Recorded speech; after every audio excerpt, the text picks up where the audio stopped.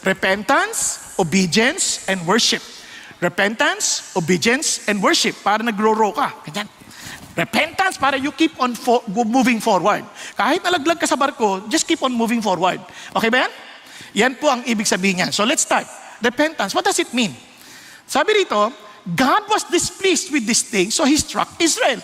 Look at David. Ganito ang repentance. David said to God, I have sinned greatly. Agad-agad, it is an admission and realizing, talagang mali ka. Buti na lang si David, alam niya na nagkasala sa Diyos. I have sinned greatly. Hindi siya nagbulag-bulagan. Ang problema ng tao, kaya hindi makapag-repent, hindi niya alam kung tama o mali yung ginagawa niya.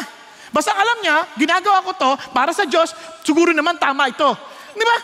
Problema yan. Malaking tama yan. Pag-isipan ninyo, maraming taong ganyan. Basta alam ko, sincero ko, tama to. Hindi. Tingnan mo yung Bible. Ano siya sabi ng Diyos? Tama ba talaga yan? Nakuha, alamin mo ng mabuti. Now, tingnan nyo.